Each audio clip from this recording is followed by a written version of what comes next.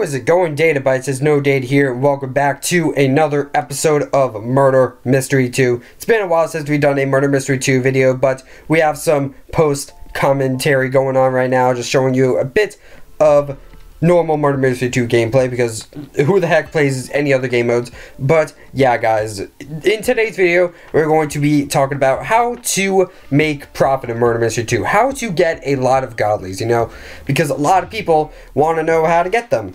And, you know, I explained how to get rich in Assassin. I explained how to get rich in Murder Mystery X. But today I'm going to touch on how to get rich in Murder Mystery 2.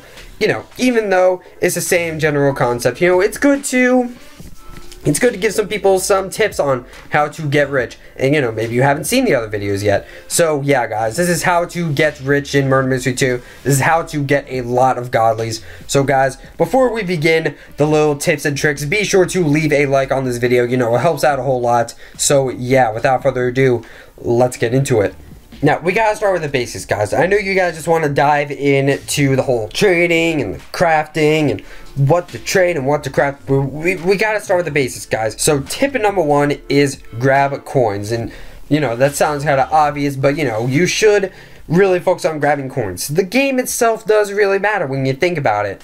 If you're the murderer, who cares? Grab coins and then try to kill everybody. You know, that stinks. It's not really the best, it's not the most riveting gameplay, but in terms of getting rich and getting a lot of knives, that's kind of how you do it. You have to grab as many coins as possible. You have to really focus on not winning and focus on getting the coins, basically. That's what you have to do.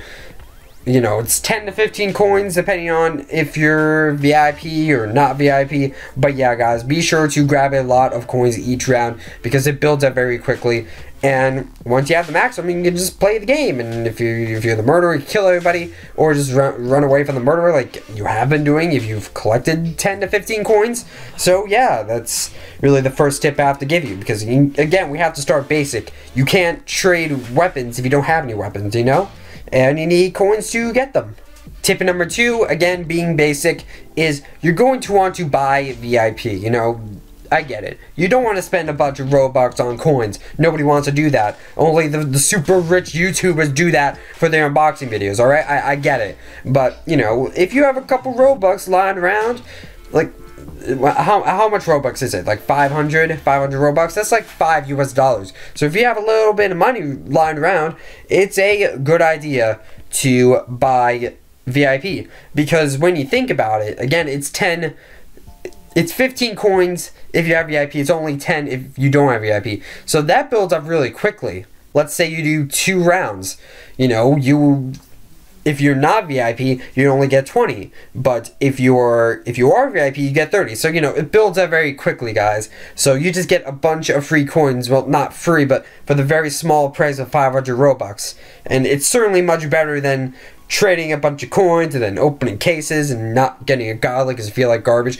It's just a game pass, a perk that sticks with you forever. So if you have some Robux lying around and you want to get rich, buying VIP is the way to go. Again, you don't have to buy tokens or coins or anything like that, even though it does certainly help to buy it, definitely. I mean, if you spend $1 million on Murder Mystery 2, obviously you could get a lot, but, you know, you don't have to do that. You just have to work a lot harder, and buying VIP might help you out a bit.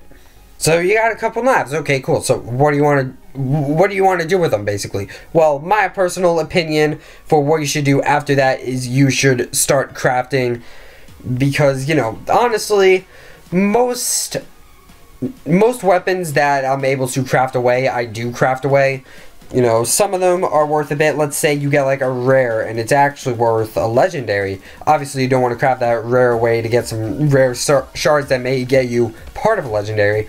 But like, if you have something that's not worth much in value and you're able to craft it away, and, you know, let's say you want to get the seer as soon as possible. Naturally, you're going to want to craft these as soon as possible. But if you just want to have some knives, just some normal commons, so you're not just dealing with the basic knife forever, then you can totally do that. But, you know, I already have a lot of knives, so what I like to do is, if I get something I can craft away, I usually do it immediately. But it's your choice in that department. Because the more knives you craft away, the faster you're going to get the seer, which is usually somebody's first godly. Alright, so now you're doing some crafting, you're doing a couple trades here and there, alright, you're getting some godlies. Maybe you unboxed one, maybe you got super lucky and you got, I don't know, you got a Luger. Yeah, you unboxed a Luger, good for you. So yeah, now you have a lot of stuff. So once you start getting a lot of godlies, it's important to know your values and know the basic economic trends. And alright, economic trend sounds like a big word, but I'm going to explain what that is, so don't worry. So guys, I'm going to leave you guys a value list in the description so you can look at the value list and see what your knives are worth in terms of seers. So let's say you have an ice dragon, that's worth 20 seers. There, now you know that. So, you know, it's important to know that kind of thing so you don't get scammed or something like that. You gotta know what your weapons are worth in order to make good trades. You know what I'm saying? So it is important to learn. You don't have to memorize it or anything. I'm not saying to memorize the whole freaking value list, but try to have access to it at all times. Like, you know, you're playing the Roblox game, you're playing Murder Mystery 2, maybe you have the value list in another tab somewhere or on your phone or something like that. So that way if you come across a trade, you can check the value list real quick and make a good trade. And what's cool about this value list in particular that not a lot of other value lists have is it has a seer calculator. So you can click a godly and it will put the value like in a calculator for you. So if somebody's offering you like multiple godlies, you can just click them all and it adds up to what the whole offer is worth. So let's say they're offering a Death Shard, a Winter's Edge, and a Fang, and they're also offering a Heat. That's 133 seers. You know that just by putting in the calculator. You don't have to count or anything, because some of these values are pretty big. Like Spider is like 210 and Eternal is like 335. You don't want to do all that math. So you have a nice little calculator to count the values for you. And guys, it is also important to keep in mind just some basic economic trends. And again, that sounds like a big word, but basically what you just want to do is, you know, you have a weapon, you want to know the future value of it. You want to predict the future. And, you know, it's pretty easy as long as you, like, memorize the general rule, alright? You know, you have to know the accessibility of your weapon. And what I mean by that is how do you get the knife that you have? Can you unbox it from a case? Can you buy it from a bundle? Or like, do you have to trade it? And the general trend is weapons that can be unboxed or obtainable in some way without trading. If you can unbox something, the value for that is generally going to go down. It could go up, possibly, maybe, but you know, generally the value stays pretty low. And if you have something exclusive that you have to trade for, so if it's something you have to trade for, like an expired bundle, a knife from an event or something like that, you know, those are going to go up. Why are they going to go up? Because you really can't get them anymore. So pretty much as time goes on, there's a smaller quantity of them. How does that smaller quantity happen? Well, let's say somebody has an Xmas. Let's say you played during Christmas 2015, a long time ago, 2 years ago actually. So you got that during Christmas, and you know, it was cool, and you started playing with it, and then you stopped playing Murder Mystery. You stopped playing Roblox, let's say. You stopped playing Roblox, you know, you got bored of Roblox, you don't really play it anymore, you had to quit, and you know, that Christmas knife, that Xmas knife is gone forever, unless you give to somebody, of course. Or let's say somebody else has an Xmas and they accidentally craft it away. I believe you can craft away event godlies. I don't believe you could do that with like commons and uncommons and rares, etc. But I do believe you could do that with godlies. Like I remember I had an option where I could craft away my Hollow's Blade. Obviously I didn't want to do that because Hollow's Blade is unobtainable. But like if somebody crafts away a godly that can't be obtained without trading, then the quantity of that knife just decreases. And when there's less of them, the demand goes up because, oh, it's rare, it's hard to find. And the value goes up. So yeah, so you want to keep those in mind. You want to know what knives you have, where they came from. Can you still get them from cases, or do you have to trade for them? Because if you have to trade for them, it's probably going to go up, and if you unboxed it, it might just stay the same. It could just stay the same while the other knives go up, or it would go down. So yeah. In Roblox Assassin, I had this little thing that I called the spider effect. And basically what the spider effect is, because obviously spider, while it is a godly in Murder Mystery 2, it is also a mythic in Assassin.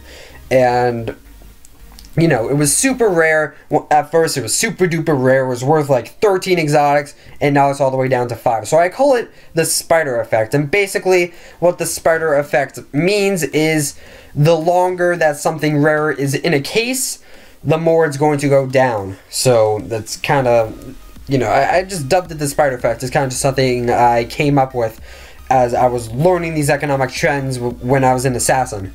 You know, when I was playing Assassin, I kind of had to learn the economic trends the hard way, and I kind of traded for things that were good then, but were bad in the long run, and I ended up losing a lot of value. So yeah, just try to keep those in mind when you have those types of like tier 2, tier 3 godlies, you know?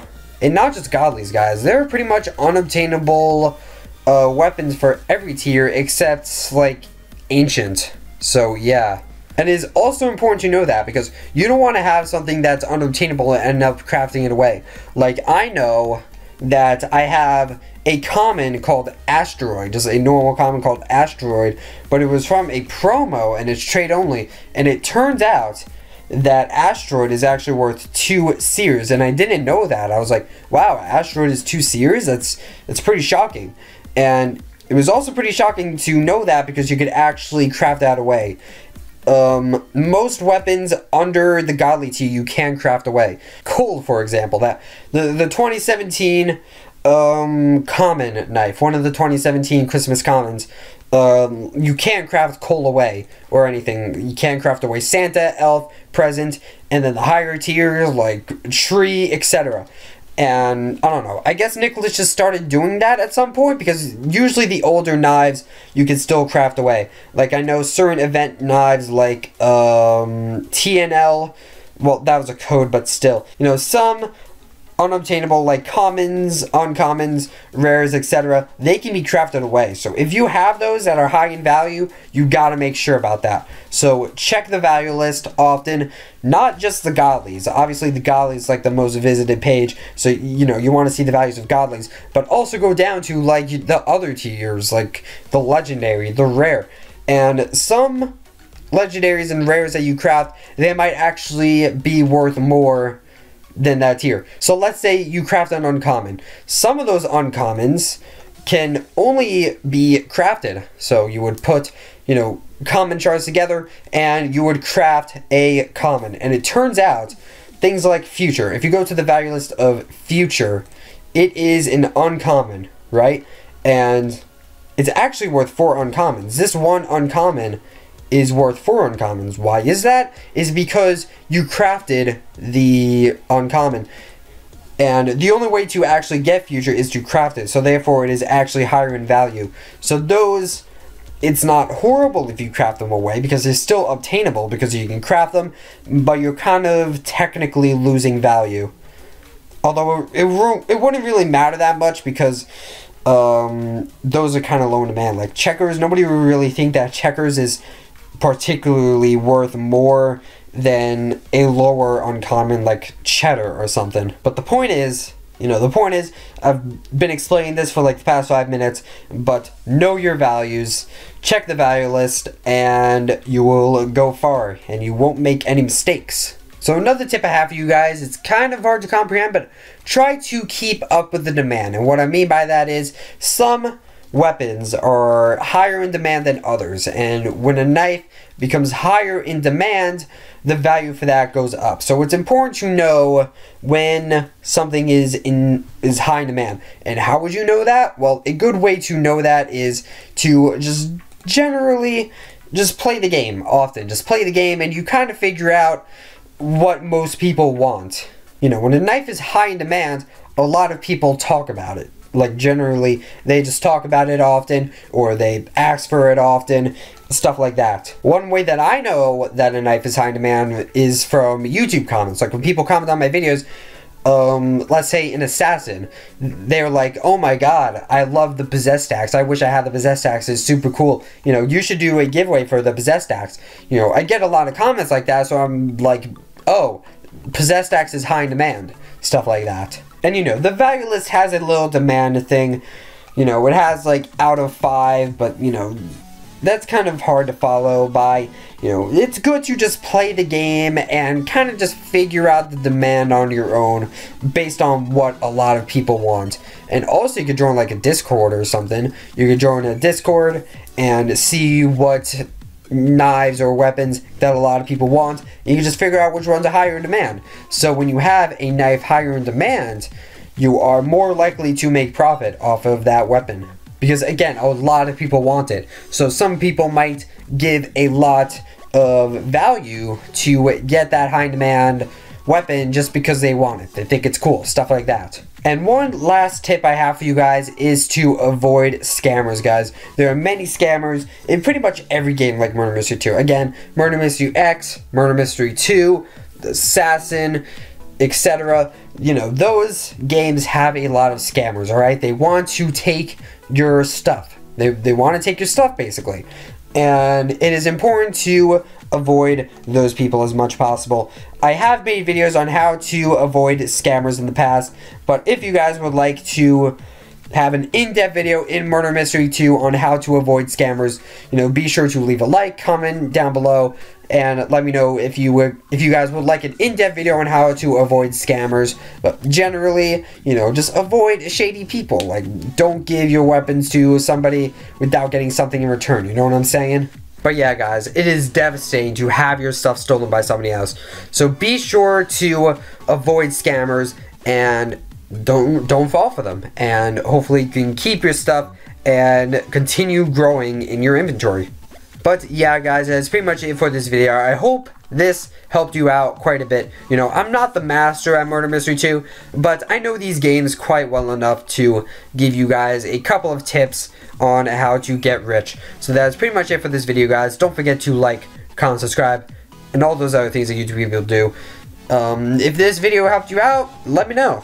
And I will see you guys in the next video. Toodles!